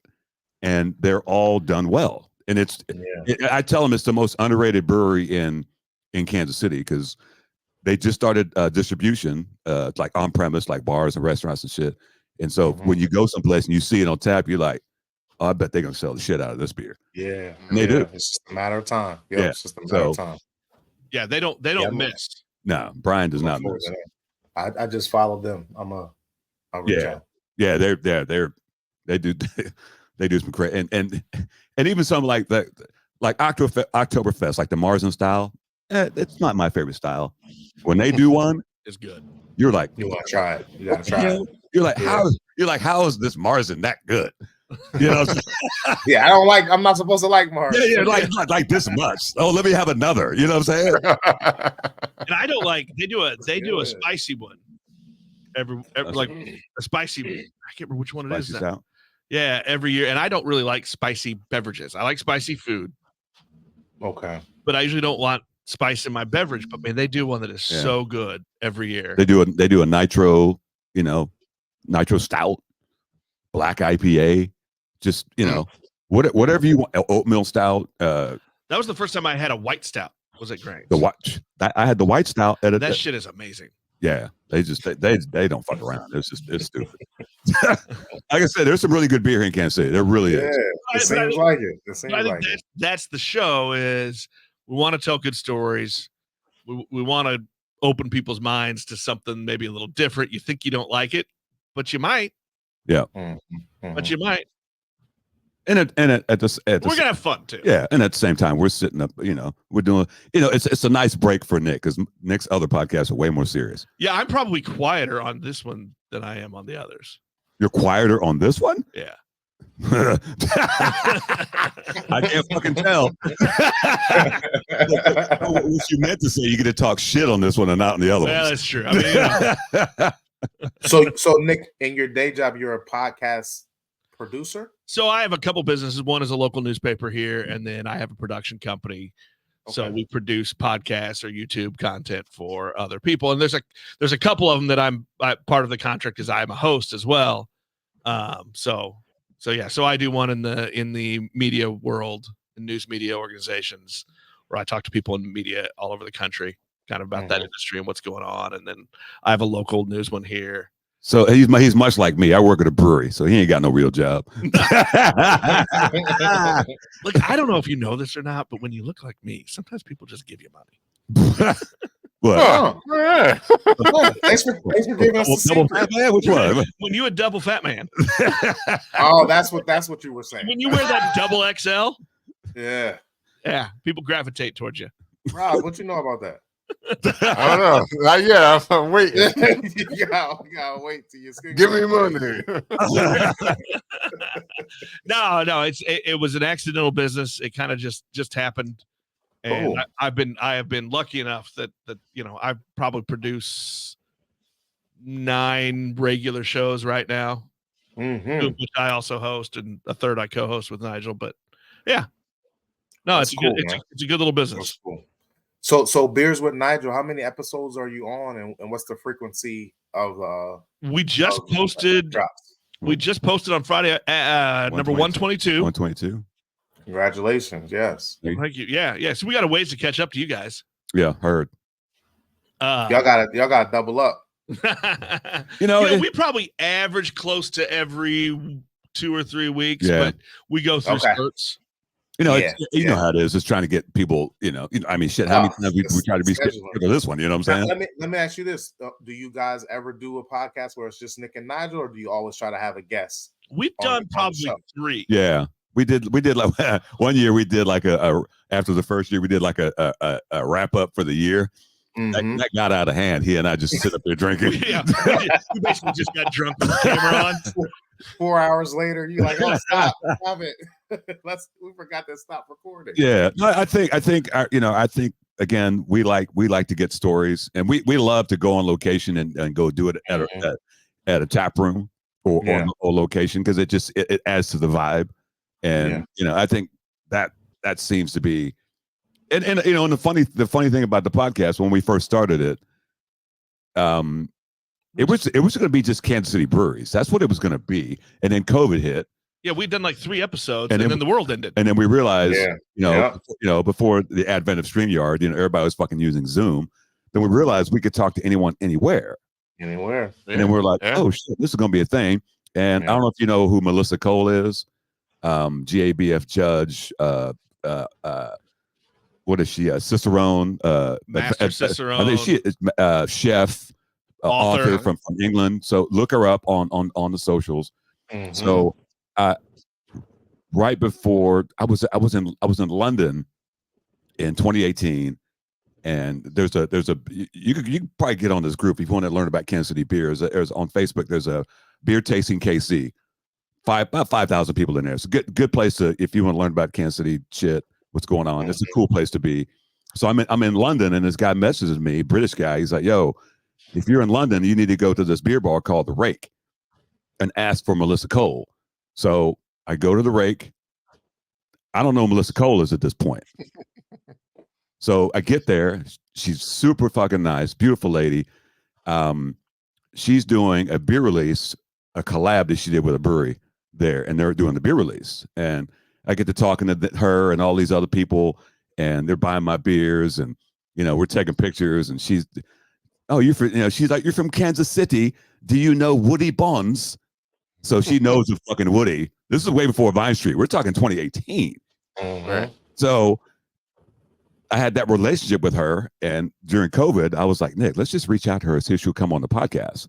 She did. And so that London was in lockdown. We were locked down here, and she came on the podcast. And it's one of my favorite episodes because we call her a force of nature. Yeah. So look her up. She's a badass motherfucker. She's a great interview. Oh my God. Yeah. She knows, what the story about the whole. She was a beer judge, one of her first time judging beers. She's the only female, and they're judging this beer, and she's saying, I taste rhubarb, and the old white man just laughed at her. Turns out, a rhubarb beer. Yep. And then we also learned from her she hates the word hoppy. Yeah, don't call a beer hoppy. Yeah. What does that mean? She's like, what the fuck does that mean? It's kind of a bastardized term. Oh, it's hoppy. What does that mean? Really, hoppy means it hops in it, but people have turned hoppy into it's bitter. Right. That's not the same. When I think of hoppy, it's more hops than I want. Because not all hops are bitter. Two? Yeah, exactly. I'm 14. Not all hops are bitter. 14 is my limit. So exactly. what should you say? Hop forward? Like you say, like malt forward. Should you say hop forward? If you're gonna say hoppy, I think bitterness is a better word. Hoppy. It's a misnomer at this point. You know what I'm saying? Because different hops have flavors. What doesn't mean? Yeah. I write. So when we release a beer, I write the descriptions of the beers, right? For Untapped, for whatever, wherever we're putting it out, and I'll look up the yeast and I'll look up the hops because I want to know what the characteristics are. But I'm going to drink that beer first and see what I get and write it down, and then go look at what it is. And really, the majority of hops right now are fruity, not bitter. Okay. So if they say hoppy, that's not what it means anymore. No, but again, it's just a word. It's like when a motherfucker says IPA, they just assume it's going to be bitter. Right. That's not. Most IPAs these days are pretty much fruit forward. Right. And that's because of the hops that people are picking these days. Right. And it's a good exercise. If you get a beer, just Google whatever hops are in there and read the description of the hops, and it'll tell you what they're supposed to do. It's the shit's wild out there because like one of the hops is like CTZ. Well, that's a combination of like 3 different hops. And so when I'm writing the description, I'm like, oh, this is all fucking fruit forward bullshit. Not bullshit, but you know what I'm saying? And bitterness is the last thing they talk about in the description of these hops. I feel like around here, most of the IPAs we get are very juicy. Yeah. I mean, it's like a fruit juice. And not necessarily New England style. I mean, you can have a West Coast, which generally are supposed to be the more piney, bitter. Right. For example, shout out to Katie. Katie does not drink beer. She came to Barrel and Flow with us, and she's been coming to the brewery and buying beer for her family to watch football games. But this is a great thing. She's coming in. All she's doing is smelling the beer. She's not even tasting the beer. And so she comes in the other day, and we have a particular pale ale, and she's like, it smells piney. It's supposed to. So for somebody who doesn't rely on taste and has to rely on smell, I'm like, you got a good nose. So it's a good exercise. Like the brewery I work at, we do sensory shit all the time. You're like, I'm sitting at the bar on the computer the other day, and Nolan, the brewer, comes out. He's like, gives me 3 beers, the exact same beer. 2 are from the tap, 1's from the can. He said, give me the outlier. Doesn't tell me which one it is. Because he's testing out since we just started canning to see, is it oxidizing in the can? So to do those sort of things, even when you're sitting at home, drinking a beer, just Google the hops and see what the fuck's in there. Or just, it just makes for a way different beer experience. It's fucking wild. You know what I'm saying? It makes, you're like, and then if it's an IPA, Lou, that you're like, I don't like it. If you compare it to another one, you'd be like, well, maybe that as a particular hop I don't like. Right. You know what I'm saying? Because instead of just saying that I don't like IPAs. Yeah. So and again, like we don't do really much education on our show, but that's not us. but if the conversation lends itself like here to something like that, we'll go down that road because beer is a living thing. You know what I'm saying? And the fact that one beer that you had it 2 years ago and you have that same beer now, that can change. Your palate changes as well. Absolutely. So it's like a sport. I agree. You gotta stay up, son. Yeah, you gotta practice. You gotta work. You gotta work them. We talking about practice, not a game. Yeah. Yes. Shout out to Philly again, once again. Yeah, it is. You gotta practice. You gotta work out your taste buds. You gotta find out what you like, what you don't like, and why. And you go even a step further by looking up the hops to find out why you like this particular beer or why you don't. And once you say, oh, this particular hop here, this hop A, I hate this hop A. Oh, I don't like this beer because it has hop A in it. That was an easy find. Or when hop A is kind of mutated and now it's in a beer that you like and you're surprised by that now. Yeah. So I thought I didn't like hop A. So I like how you dive a little bit deeper. Because even hop content. Yeah, I was looking up a particular hop, and at the end of it, there was something in a particular hop that said some people are sensitive to this part of that hop. I was like, oh shit. Huh. So it's like a food, some shit. Some of us can eat cheese. Yeah. That's absolutely true. Yeah. So it's cool because that's my job. My boss, wants me to do kind of shit like that. But it also translates to if you come to me and I'm beer tending, I can coach you up. You know what I'm saying? And then you leave with more knowledge. So next time you go to another brewery and you see IPA, you might ask them, well, what hops are in there? Because that's going to make a difference. At the very least, you're going to stop asking for Mick Ultra. Heard. At the very least, that is. Ugh. All right. Sorry, I digress. All right. I didn't like that. I didn't like that before I was a beer drinker, and I still don't love. I mean, if you like to hydrate, it's great. I mean, yeah. Just get the water then. If you want to pretend to drink beer, it's fine. or pretend that you're fit.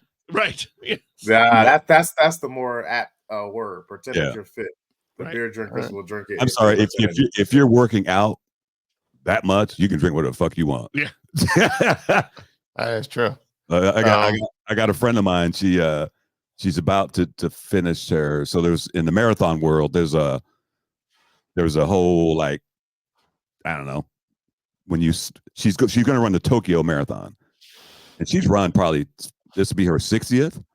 Jesus, she drink hella beer. She's a beer drinker. You could never tell. It's a lot of 5K beer. Like how they. Oh yeah, right. Yeah, they do the beer runs where you run a kilometer. One of them distances. You talking about the beer mile? Yeah, something relay? Like that. Where you just drinking the whole day. I don't get that at all. Oh, no, I don't understand it, but I feel like those people they're not always the unfit people. Some of them are fit people running in. So I do agree with that. Like I'm waiting for the 4x1. 4x1. Oh yes. How about that 60-meter dash? Let's shorten it up even further. Yeah, let's say that because the handoff's gonna be key with that beer. You know what I'm saying? Yes, absolutely. I don't want to be farther than running to the John, man. It's like the potato sack bullshit. You know what I'm saying? We're gonna have a beer in your hand. You know what I'm saying? But with the egg, with the spoon. Oh, the egg spoon race. Yeah, but you gotta have a beer. You can't be that. Why don't we do the race where we get the scooters? Oh, you want to ride some shit? Got it. Yeah, you just want to get there fast. Nah. I want to go where the beer is. The beer's in your hand. You can drink it at any time. Yeah, you get Yeah, running's dumb. We got down to the nitty gritty of it. I'm too old and too fat. Well, unless you're running from some shit, I got it. All right, Lou, you got any more questions? I don't, man. I asked all of them. Thanks, guys. Appreciate it. This has been fun. No, this is great. Thanks for having us on. This is the funny thing about it. We've been talking about this for years. Yes. Right. I've known y'all since 2019. Yeah, think about it. We're like, we need to get together. What are we doing? What are we doing? It reminds me of it was you know, we've been trying to get Lady Lager on for years. 4 years. And then when we finally we did that event at Vine Street for the 1 pint at a time, and we're like, well, you can't avoid us now. You're here in town. Yeah. Same with Ale Sharpton. Same with Jonathan from Cajun Fire. We're like, oh, we caught y'all. Yeah, sometimes you just gotta bring your equipment with you. Yeah, T.O. from Sons and Hops. We cast that big ass net, caught all those big fish all at once. There you go. That's how you got to do it sometimes, you know. I'm still trying to get Celeste from Harlem Brewing though. Celeste, if you're out there, because it's funny. I messaged her. She's like, let's do it. I said, when? I ain't heard from her since. Yeah. I'm like, come on, girl, let's get this popping. Like a couple of years ago, we brought the equipment to Bear and Flow and just sat down in the lobby. Oh yeah, that's what we did last year. Yeah, we did that our 2019 Barrel and Flow. We sat down, not Barrel and Flow, Fresh Fest. We sat down and just was in a apartment, not apartment. Where were we at? We went to an apartment, some Airbnb. We went to an Airbnb. We was at a bar that nobody was at. It was weird. We had no idea what we was doing. Hey, so before we run off, let's ask y'all a question. Barrel and Flow, what does it mean to you guys? Go ahead, Rob. Well, it was funny. It was it's one of my favorite. Well, it is my favorite beer festival, but it also, being when I first got introduced to craft beer, it actually solidified what I thought beer could be. Like, you could see all these different people, diversity and stuff like that. So I always thought that was cool. But it was funny because when I found out about Barrel and Flow, it was 2018, but it was like September. So I was like, oh, we just missed it. So I was like, we had to put on. I told them we put it on the calendar. So it's been definitely a destination. Every year, put on the calendar when they say when the dates are. We put it on the calendar and make sure we're in attendance, because it's always something. It's like a family reunion, like people always say. It's not just beer, but it's just the cultural aspect of it, the getting together, the camaraderie. So it's more than the beer festival for real at this point for me. It's just a family reunion. I think that's the best way to say it. It's always a dope experience. So every time, I guess I'm a Barrel and Flow evangelist. So every time people say, "Oh, you like beer," I'm like, "Hey, you want to go to Pittsburgh?" Yeah. Lou, to piggyback off what Rob says, when people say Black people don't drink beer, I'm like, "Oh, you've never been to Barrel and Flow." If you, it's just a different experience. Like Rob said, we found out about it like a month after the first one, and then that whole year leading up, every time we talk, Rob is like, hey, get y'all tickets for Barrel and Flow, get your tickets for Barrel and Flow. And I came into this podcasting not really liking beer at all, and I'm still in that vein. Like, I'm searching a year into, I'm searching for beers that I like, and I'm still just on the podcast because I like to talk, not because I like beer.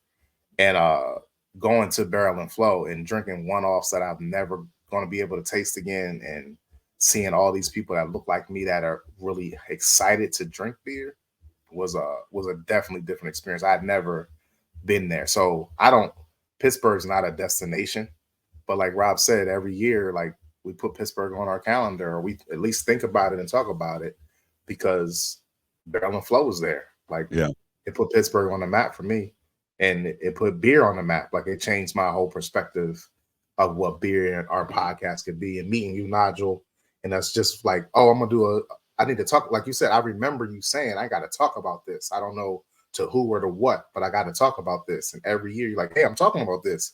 Are you still doing it? And I'm like, yeah. And then we started listening to each other's stuff, and it, like, just the camaraderie that you build. Like, I don't know you guys without Barrel and Flow. Heard. Like, I may have heard of y'all and heard of your podcast, but Barrel and Flow is where I get to meet you guys. Yeah. So absolutely. At least every other year it's like, as we expand, things get tight, and that August to September window for things to do shrinks. You know what I mean? So I can't say that every year is a thing that we'll do, but it's definitely like every other year. Like, I'll be in that year that I miss. I'll be pissed that I missed it.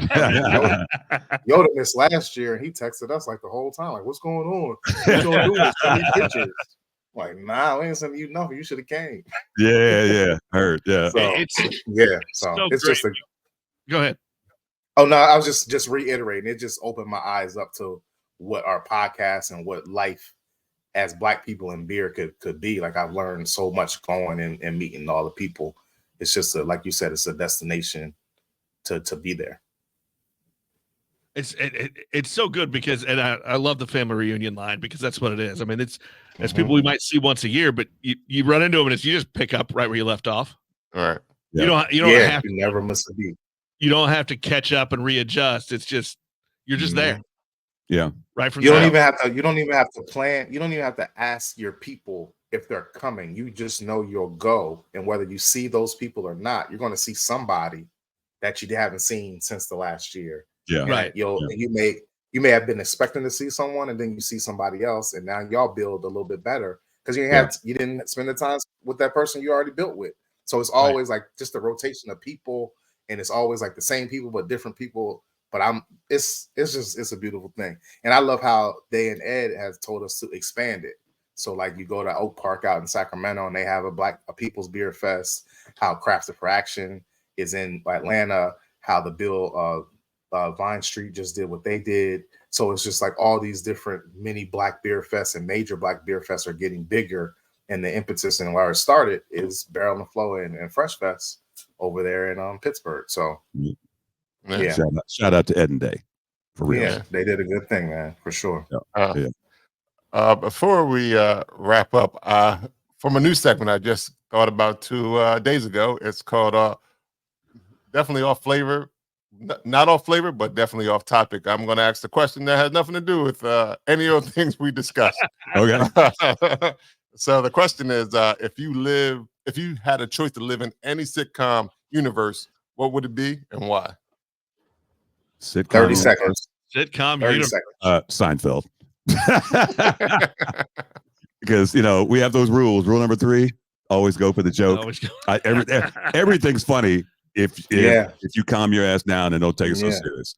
You know what I'm saying? And I think my life is a kind of like the conversations we have, especially the brewery I work at. He's Costanza. Yeah, I mean, let's be I fair. am not Costanza. I'm more like Jerry. You know what I'm saying? Because Everybody wants to be Jerry. What? I mean, just some of the conversations we have, we're like, why are we talking about this? And why is it? You know what? You're more Kramer, actually. No. You come stumbling, bumbling into the room. This show up at any time. This. I'm gonna give you a perfect example, and he and I are a perfect example. There'll be an episode. You don't like pickles. What did pickles do to you? It's a whole pickle episode. Yeah, it's definitely a pickle episode. We have a flashback. What about kosher pickles? What about dill pickles? Why would you ruin a perfectly good cucumber? See, we've already got the episode real. Listen, the fact that you think cucumbers are perfectly good is enough. That's enough right there. See, cucumbers are not perfectly good for it. Lou, you're making my point. Seinfeld. There's nothing wrong with cucumbers. Yes, there are. They're from the devil. Yes. Cucumbers on the pickle that is the devil. The pickle is the Antichrist. The cucumber is the devil. The cucumber is definitely the devil in this situation. Oh my god, that's awesome. I guess we probably can't say Cosby Show anymore, right? You can. No, you know what? I'm gonna go old school. I'm gonna go old school. I probably would say Cheers. Okay. I would say Cheers. Like I've always wanted to have that bar. Yeah. Right. Yeah. You know what I mean? And I think if I sit around and think, Nigel, we should open a damn bar. You see how you made it. Your non-questioner made it beer related. See what Yeah. There's that bar where everybody knows your nose. Everybody wants that neighborhood bar. Yeah, everybody knows your name. Yep. Yeah. Heard. All right. Before we go, we always know how people can find everybody. Well, once again, we want to thank Nigel and Nick for from Beers and Nigel for coming on. Give them the crickets. Give them the crickets. They like the crickets. Love the crickets. Yeah, heard. Our crickets. Yeah. Before we go, we always like to know how people can. Why is that still going? Before we know, we always like to know how people can find you on these worldwide webs, how they can find more about the show, or you as individuals. Like, how can they find you on these worldwide web social medias? Go ahead, Nick. This is your part. Oh, yeah. You can find Beers with Nigel on Apple Podcasts, Spotify, YouTube, most any of your favorite podcast apps. You can find it at beerswithnigel.com. You can follow me, P. Nick Parker, on the Instagrams and at fredcast.com. Yep. That's at all the places? It's all the places. Yeah. Oh, and Alexa. You can say, Alexa, Oh, good play me the Lord. Beers with Nigel podcast. Don't do it. Yes. That's about where You you do can the find us. socials part. I mean, what do you mean? Beers with Nigel on. Did you not Instagram, Facebook? Yeah. The artist formerly known as X. Yeah, he still lives in the tweeter thing. I do too. I do too. I'm out there. So. I deleted it from the phone, and then my world. Oh! I thought you meant just saying Twitter instead of X. I'm not on. Yeah, I'm not saying X. I'm gonna say Twitter. No, nobody's ever gonna say Me X. too. That's stupid. No. Yeah. No, No, I not deleted at it all. from my phone. I'm not on it anymore. Yeah, I was about to be disappointed in you, Nick. I thought that you were calling it X now. Now, Yeah. I was like, what's going on with him over there? All right, Lou. My name is Lou Belgium. I'm on them Instagrams. Shout out to I am 302 Yoda. If you want to listen, if you want to follow Brews and Banter podcast, you can follow us on Instagram, Facebook, and Twitter and TikTok at Bruising Ooh, Banter I didn't even podcast. You can listen to the TikTok. podcast. You can listen to the podcast, Apple Podcast, Google Podcast. You can even say Alexa, play Brews and Banter podcast because we're on Amazon Music. You can even go to www.brewsandbanter.com if you want to buy merch like this. There it is, right there. Brews and Banter podcast. There you go.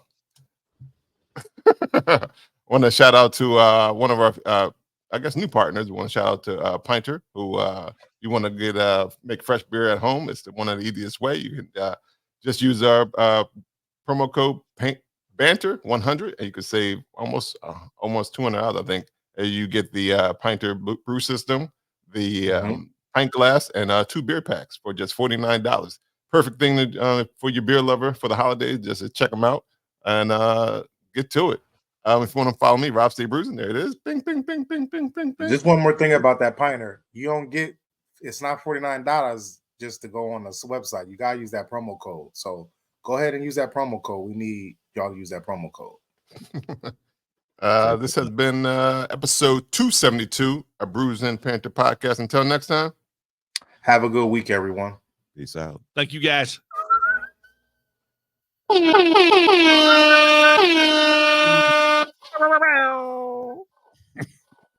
Like blues and shit. You did. Get your head quick, fast. Niggas popping off and niggas stepping on the gas. Pop that shit like I'm popping some gum.